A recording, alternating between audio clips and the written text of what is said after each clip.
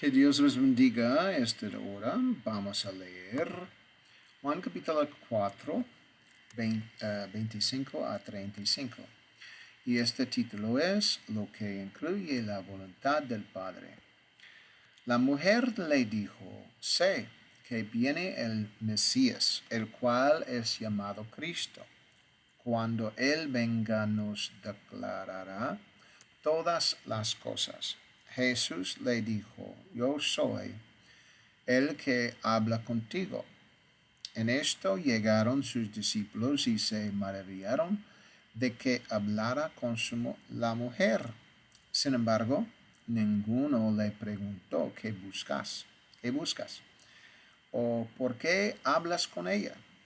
Entonces la mujer dejó su cántaro, se fue a la ciudad y dijo a los hombres, venid, ved a un hombre que me ha dicho todo lo que he hecho.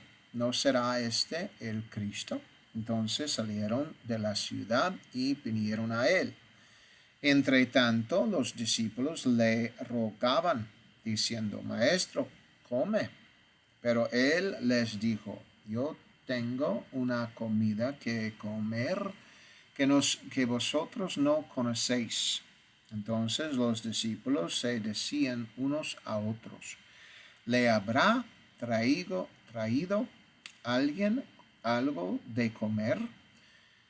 Jesús les dijo, mi comida es hacer la voluntad del que me envió y acabar su obra. ¿No decís vosotros, aún faltan 4 meses para la siega? He aquí yo os digo, alzad vuestros ojos y mirad los campos, pues ya están blancos para la siega. Aleluya, para la cosecha. Amén. Aleluya. Entonces vamos a leer versículo 25 de nuevo. Dice, la mujer le dijo, sé que viene el Mesías, el cual es llamado Cristo. Cuando Él venga nos declarará todas las cosas. ¿Por qué razón había ella mencionado al Mesías? ¿Fue acaso que el Espíritu de Dios la impulsó a hablar sobre el Mesías? ¿O sentía ella que Jesús era un profeta y que el Mesías sería aún mejor y más explícito en sus detalles? Me pregunto si ella tenía algún presentimiento de que Jesús pudiera ser el Mesías, pero Jesús le habló con franqueza. Esto se debe a que Jesús conocía su corazón. Asimismo, Jesús conocía los corazones de los fariseos y dado que los conocía, no les dijo francamente que él era el Mesías. Sin embargo, al decirle a ella que él era el Mesías, la noticia nunca viajaría hasta Judea ni llegaría a oídos de los judíos. Por lo tanto, él tenía la libertad de decirle exactamente quién era y de saber que al hacerlo provocaría una especie de avivamiento en sus corazones, despertando en ellos el deseo de ver más acerca de él. Nosotros, por supuesto, desconocemos qué sucedió exactamente después de que la noticia sobre el Mesías llegara a la gente de aquella ciudad. Sin embargo, es indudable que la noticia de que el Mesías había llegado debió de haberse difundido a lo largo y ancho entre los samaritanos. ¿Qué esperaban ellos a continuación? Por supuesto, las buenas nuevas del Evangelio llegarían a ellos más tarde, así como las noticias acerca de Jesucristo, y eso era precisamente lo que habrían estado esperando. De hecho, en consonancia con su propia concepción de Jesús, es decir, la idea de que el Mesías les revelaría todas las cosas. Él le habló francamente tanto del agua viva como del hecho de que él mismo era el Mesías. Por consiguiente, esos dos elementos sumados, por supuesto, al hecho de que él le revelara detalles sobre sus maridos anteriores, deberían haber bastado para que ella creyera en él. No obstante, ella no tenía una idea clara realmente de que Jesús fuera el Mesías. Pero esto seguro de que se sintió sumamente dichosa de haberlo conocido. Y lo mismo les sucedió a los demás samaritanos. Versículo 26 dice, Jesús le dijo, yo soy el que habla contigo. He aquí la confesión que Jesús le hace a ella acerca de quién es él. Le dijo francamente que él era el Mesías. Esto difería de la experiencia de Pedro, quien recibió la noticia directamente de Dios, a modo de revelación. La revelación que ella recibió acerca de la identidad de Jesús provino directamente de Jesús mismo. Se podría afirmar que él, en su condición de hijo del hombre e hijo de Dios, le reveló a ella que él era el Mesías. Sin embargo, una vez más, aunque desde aquel momento ella creyó, tal como cabe esperar que creyera en él, la idea de creer que él era Dios manifestado en la carne probablemente no pasaba por su mente. El simple hecho de creer que él era el Mesías le bastaba en aquel entonces. Más tarde, por supuesto, llegaría la noticia del Evangelio, así como una revelación más profunda acerca de Jesús como Dios manifestado en la carne. En cuanto a los discípulos, es probable que supieran exactamente dónde vivían estos samaritanos, y Pedro y Juan, aquellos que habían llegado a Samaria para imponer las manos sobre los habitantes de la ciudad, a fin de que recibieran el don del Espíritu Santo. Debieron haber sido seguidos más tarde por alguien. Qué bien podrían haber sido los propios Pedro y Juan u otros de los discípulos que llevó el mensaje del Evangelio a aquellos samaritanos en Sicar. El resultado, como cualquiera puede imaginar, fue positivo y sin duda fueron bautizados en el nombre de Jesús y asimismo ellos llenos del Espíritu Santo. Versículo 27 dice, en esto llegaron sus discípulos y se maravillaron de que hablara con la mujer. Sin embargo, ninguno le preguntó, ¿qué buscas? O ¿qué buscas? O ¿por qué hablas con ella? Los discípulos, por supuesto, se asombraron constantemente ante Jesús debido a algunas de las cosas que él realizaba. Y este hecho de hablar con la mujer samaritana no fue la excepción. La mujer samaritana llevó noticias asombrosas a los samaritanos, gracias a lo que Jesús le había revelado. Jesús es aquel que es asombroso, pues siempre realiza obras maravillosas. Si uno reflexiona sobre lo que Dios hizo al principio al crear el universo y también a la humanidad y considera todas las cosas maravillosas que dispuso en el cosmos. Destaca el lugar privilegiado que otorgó al ser humano. Llegó incluso al punto de que cuando la humanidad cayera en el pecado, él mismo y no otro vendría a salvarla. Pasaría por el dolor y la agonía de la cruz, soportaría un sufrimiento inmenso y en su condición de hijo del hombre moriría crucificado. Él mismo realizó una obra tan grandiosa y asombrosa al procurar que la humanidad recibiera el perdón y la posibilidad de recibir el don del Espíritu Santo. Un acto que superó con creces cualquier expectativa que ellos hubieran podido concebir acerca de lo que Jesús haría.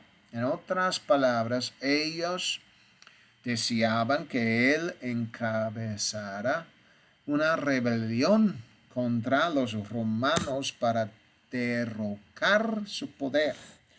Pero Jesús hizo algo mucho mejor que eso. Entregó su vida para la humanidad para que personas de todo el mundo, sin importar quiénes fueran, tuvieran la oportunidad de recibir la vida eterna. Por medio del mensaje del Evangelio y su respuesta a él. Conversar con una mujer samaritana fue algo maravilloso que Jesús realizó. Sin embargo, lo que resultó aún más extraordinario fue el hecho de que le confesara abiertamente y con suma franqueza que él era el Mesías. Fue incluso más franco con ella que con sus propios discípulos. Sus discípulos habrían de seguirlo durante algún tiempo antes de que se les revelara su identidad como el Mesías, al menos a algunos de ellos. Pero Jesús se reveló ante ella como el Mesías de inmediato y lo hizo a través de su conocimiento en lugar de mediante milagros. En otras palabras, para los judíos, él realizó tantos milagros con el fin de que creyeran en él. Sin embargo, para los samaritanos no fue necesario realizar ningún milagro en absoluto. Ellos creyeron sin que hubiera milagros presentes entre ellos. No obstante, en la ciudad de Samaria sí ocurrieron muchos milagros, pero este se debió a que Dios había utilizado a Felipe. Y eso también fue algo maravilloso y asombroso. El nombre de Jesús les había sido revelado. Dado que hablar con la mujer samaritana era algo que Jesús estaba haciendo en aquel lugar, había también un propósito vinculado a ello. El propósito consistía en preparar a ella y a otros habitantes de esa ciudad, en cierto sentido, para el mensaje del Evangelio que les llegaría en el futuro. Y puesto que habían aceptado con prontitud a Jesús y su palabra, sin duda aceptarían también con prontitud el Evangelio y de ese modo entrarían en el reino de Dios. En el versículo 28 dice: entonces la mujer dejó su cántaro, se fue a la ciudad y dijo a los hombres. La mujer samaritana tenía que llevar la noticia a los habitantes de la ciudad. Ella quería que los demás oyeran y vieran a Jesús. Aquello también debió de ser algo que ella recibió de Dios, esa motivación interior para hablar a otros acerca de Jesús, pues no deseaba ser la única en escuchar a Jesús, sino que anhelaba que otros en la ciudad también lo escucharan a él. Aquello fue, digámoslo así, algo correcto y algo que serviría para difundir la noticia acerca de Jesús. Jesús no le ordenó directamente que fuera a contárselo a los demás, aunque sí le sugirió que se lo dijera a su esposo. Sin embargo, ella no tenía esposo. La pregunta que surge es, ¿le contó también a aquel hombre que estaba con ella, aunque no fuera su esposo? Sin duda pudo haberlo hecho, pero lo cierto es que él se lo contó a tantas personas que éstas también quisieran escuchar a Jesús. Versículo 29 dice, venid, ved a un hombre que me ha dicho todo cuanto he hecho. ¿No será este el Cristo? La mujer samaritana no afirmó categóricamente ante aquellas personas que Jesús fuera el Cristo, sino que lo planteó en forma de pregunta para que fueran ellos mismos quienes tomaran su propia decisión acerca de si Jesús era el Cristo o no. Sin embargo, todos tuvieron una muy buena perspectiva al respecto. De modo que también ellos salieron de allí como creyentes. Algunos debido a lo que ella les había contado, pero sobre todo por lo que Jesús había dicho. Era cierto que Jesús le había revelado todo cuanto ella había hecho. Así pues, con todo aquello, ella había realizado ciertas acciones. ¿Acaso estaba confesando que ella misma era la parte culpable por haber tenido a esos otros maridos y posiblemente por haberlos dejado atrás? Es cierto que ella había confesado que las cosas que Jesús le había dicho eran precisamente las cosas que ella había hecho, según su propio testimonio. Por lo tanto, Jesús le estaba presentando una revelación de sí mismo como el Mesías, a pesar de que su historial resultaba devastador. El propio Jesús conocía su historia y ni siquiera tuvo que preguntar a ningún otro hombre acerca de ella. Debido a las cosas que ella había hecho, acciones que probablemente la habían llevado a un punto en el que ya no hallaba felicidad en su vida.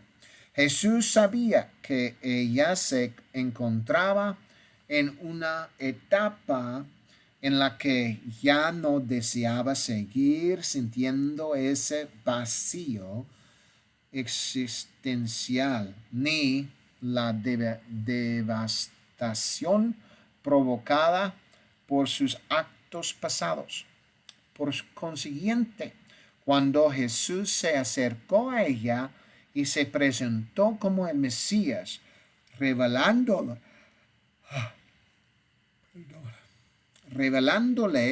además aquello que ella había hecho en la intimidad, Ella estaba lista para recibir la verdad. Estaba exultante. Conocer el pasado de alguien y perdonarlo por ello, es un acto divino. Sin embargo, reprochárselo no es algo que Jesús haría, pues la mujer samaritana habría percibido de inmediato si Jesús intentaba hacerla sentir culpable o no, así. A causa de sus problemas pasados, no deseaba acogerla en el reino de Dios. Por el contrario, hallaba, que Jesús se hallaba allí presente con un propósito, pescar su alma e incorporarla al reino de Dios, junto con todos aquellos a quienes ella logrará persuadir para que también acudieran y creyeran en él. Aquellos que habitaban en la ciudad de Sicar se encontraban a unas 19 millas de distancia de la ciudad de Samaria, lugar donde Felipe había predicado a la población, obteniendo una respuesta extraordinaria. Versículo 30 dice, entonces salieron de la ciudad y vinieron a él. Los samaritanos estaban en efecto interesados en ver a Jesús.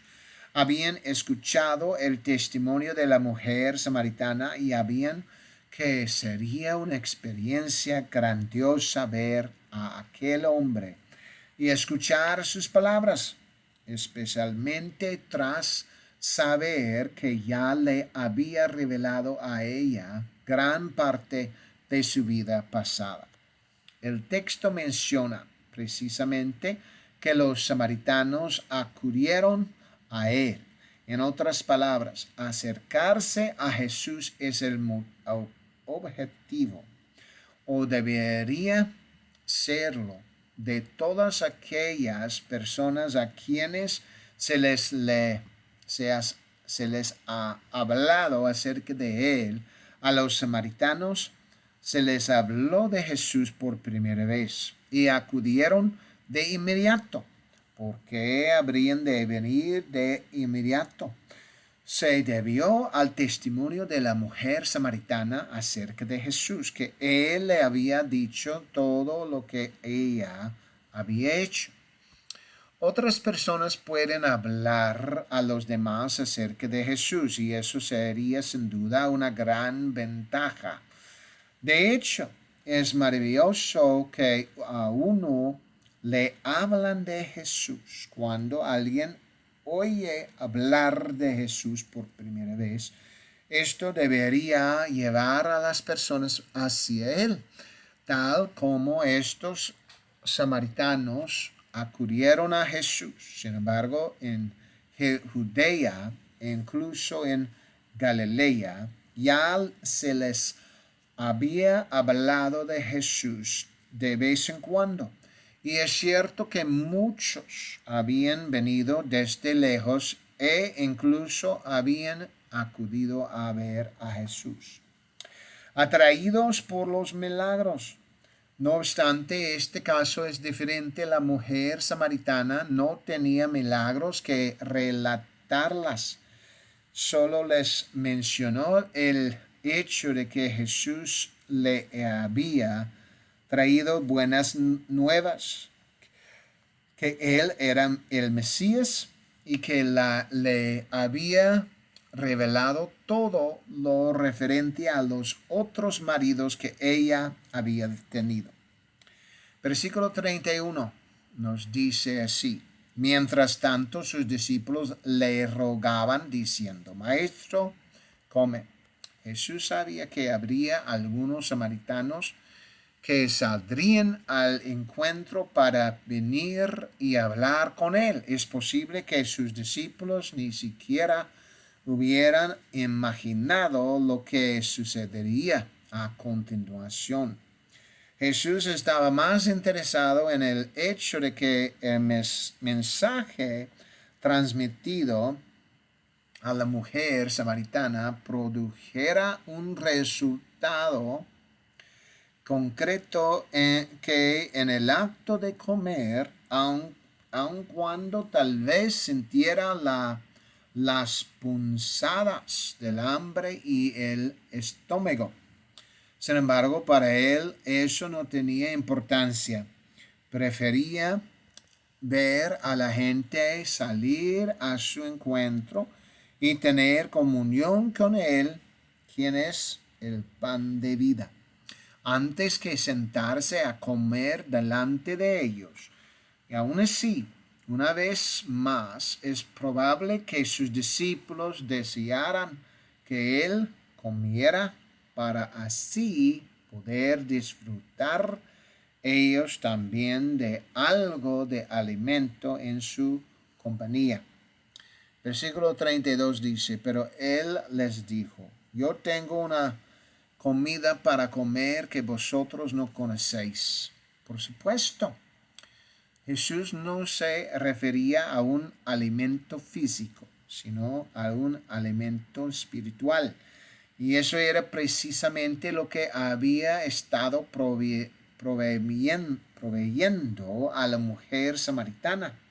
Sin embargo, también proveería a mucho para los samaritanos que se acercaban para escucharle. De este modo, aquello se multiplicaría y crecería en gran medida. No obstante, si se reflexiona sobre esto con claridad, surge la pregunta, ¿por qué Jesús en su condición de hombre hablaría de comer este alimento espiritual? Cabe entender, sin embargo, que el comer espiritualmente implica que cuando uno comparte la palabra de Dios con otra persona, el hombre espiritual que habita en uno también se nutre dentro de ese contexto espiritual. Por lo tanto, al impartir estudios bíblicos, predicar la palabra del Señor o al dar testimonio de alguna manera o por cualquier otro medio, esto significa que el hombre espiritual de quien transmite la palabra de Dios o el testimonio también está, en cierto sentido, alimentándose. Pues eso fue lo que Jesús afirmó. Y él no se refería a comer físicamente, sino que indudablemente aludía a un sentido espiritual. En el versículo 34 Jesús menciona cuál es el alimento al que se refería: hacer la voluntad del que me envió y terminar su obra. Por supuesto, ese era el objetivo. Y mientras él lleva a cabo dicha labor, parece que su hombre espiritual se nutre.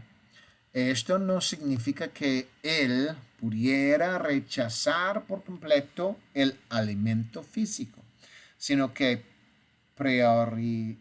priorizó al hombre espiritual por encima del hombre corporal. Y de esa manera se nutría a sí mismo. Sin embargo, supongo que al ofrecer alimento espiritual a los demás, él mismo, en el plan espiritual, recibía también gran salud.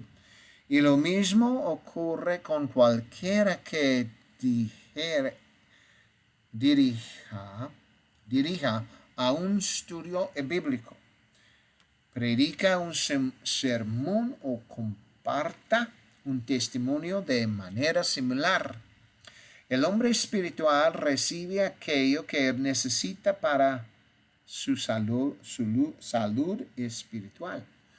Versículo 33 dice, entonces los discípulos se decían unos a otros, ¿acaso alguien le ha traído algo de comer?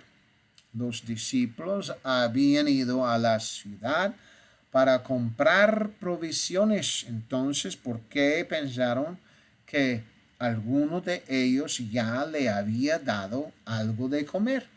Por supuesto, creían en Jesús, pero habían interpretado que él se refería a algo físico para comer, en lugar de referirse a cumplir la voluntad del Padre o a ofrecer alimento espiritual a la mujer samaritana. Y poco después a los otros samaritanos que venían desde Sicar. No obstante, se preguntaban entre sí para averiguar si se les había pasado por alto que alguien le hubiera traído a Jesús algún alimento físico. Ninguno de ellos respondió afirmativamente, pero más tarde descubrirían a qué se refería Jesús realmente. Aquello formaba parte de la experiencia de ser discípulo de Jesús. En ocasiones, Jesús hablaba mediante significados misteriosos, y este era, de hecho, uno de esos casos.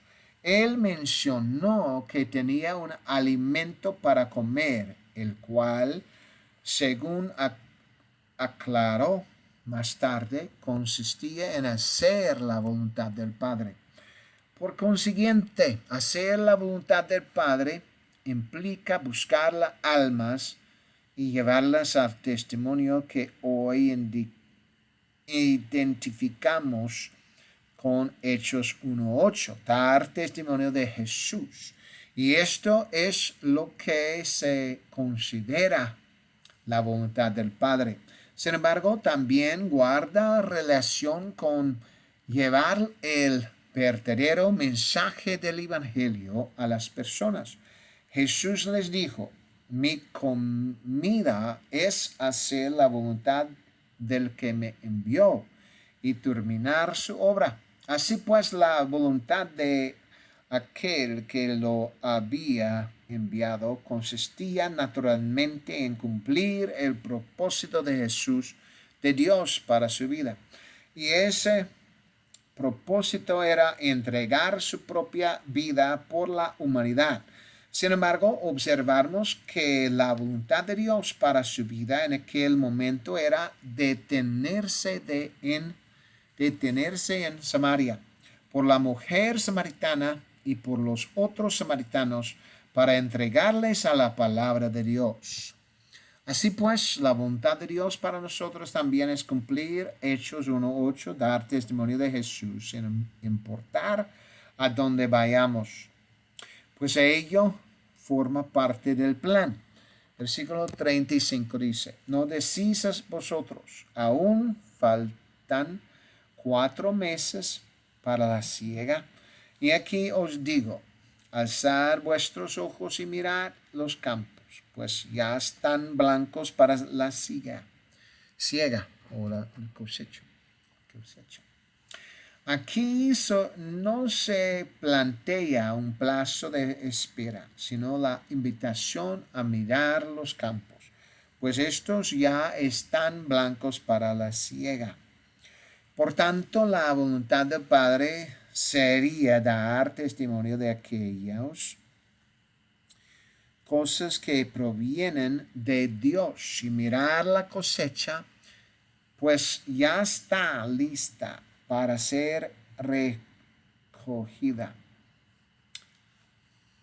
Esto es algo que debemos tener presente en nuestra labor por cumplir la voluntad de Dios. Aleluya. Y así decimos, qué tan grande es mi Dios. Amén y amén. Que Dios les bendiga en esta hora. Amén.